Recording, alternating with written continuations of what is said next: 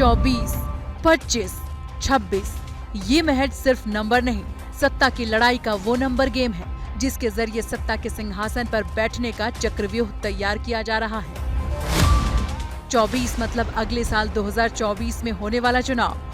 25 मतलब बीजेपी की सहयोगी पार्टियों की वो संख्या जिसके दम पर सत्ता में वापसी की तैयारी है, और 26 वो नंबर है जिसके दम पर विपक्ष मोदी से सत्ता छीनने की रणनीति तैयार कर रहा है। बेंगलुरु में विपक्ष का मंच सज चुका है। जो नेता बैठक में शामिल हो रहे हैं उनकी तस्वीरों से शहर पटा हुआ है। 2 दिनों तक होने वाली बैठक के लिए कई नेता पहुंच चुके हैं, कई पहुंचने वाले हैं, तो कई नेता कल शामिल होने पहुंचेंगे। सबका मकसद सिर्फ एक है, 2024 में मोदी को प्रधानमंत्री बनने से रोकना, और इसी के लिए रणनीति बनाने में सब जुट रहे हैं। यहाँ पर भाजपा को आज सत्ता से अलग रखना जरूरी है, हमारी देश के हित में, इस देश की जो हमारी रिपब्लिक का चरित्र को सुरक्षित रखने के लिए, एक धर्मनिरपेक्ष जनतंत्र का गणराज जो भारत है उसको सुरक्षित रखने के लिए आज जरूरी है कि भाजपा को सत्ता से अलग रखें। आपने देखा ये वन पार्टी रूल जो चल रहा है उससे सुनवाई राज्यों की भी नहीं हो रही, राज्यों के हितों की नहीं हो रही, तो अलायंस पॉलिटिक्स में ही लोकतंत्र का भला है, इसमें किसी को संशय नहीं। बैठक में जिन बातों पर विचार हो सकता है जरा उसे समझिए।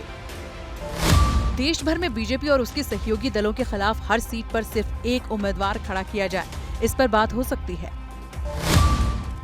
हर राज्य के लिए अलग अलग रणनीति पर विचार किया जा सकता है। सूत्रों की माने तो मीटिंग में शामिल दलों की कोशिश न्यूनतम साझा कार्यक्रम यानी कि कॉमन मिनिमम प्रोग्राम बनाकर आगे बढ़ने की है। गठबंधन का नाम क्या हो और नेतृत्व किसके हाथ में हो, इस पर भी बात हो सकती है। पिछले दिनों विपक्षी दलों की बैठक पटना में हुई थी। अपने तमाम मतभेद भुला करके विपक्ष के नेता इस बैठक में पहुंचे थे। एक बार फिर से उसी सिलसिले को आगे बढ़ाने की कोशिश की जा रही है। पिछली बार विपक्षी दलों के नेताओं की संख्या थी 15, तो वो संख्या बढ़ के इस बार हो गई है 26।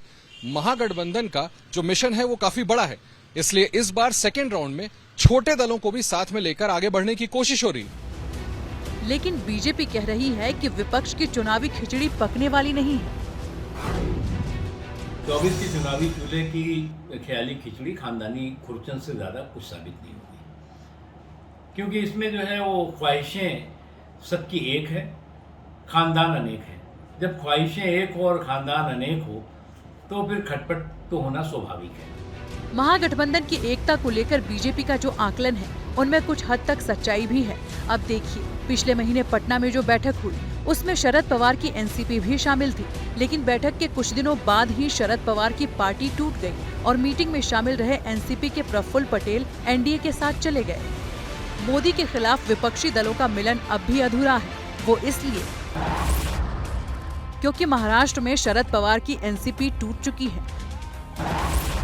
कर्नाटक में जेडीएस अब भी विपक्ष का हिस्सा नहीं है। मायावती की बीएसपी से विपक्ष की दूरी बनी हुई है। तेलंगाना के केसीआर भी इस गठबंधन में नहीं है।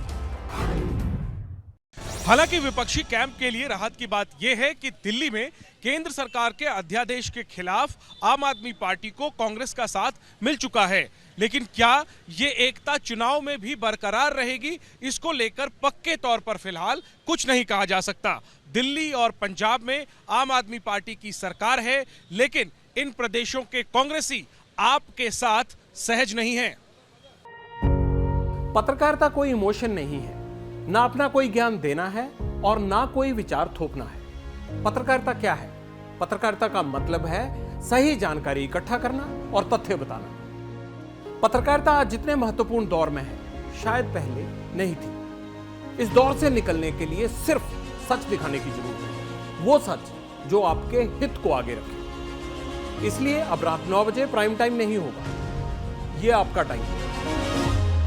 जगविंदर पटियाल के साथ देखिए पब्लिक इंटरेस्ट 17 जुलाई से सोमवार से शुक्रवार रात 9 बजे सिर्फ एबीपी न्यूज पर।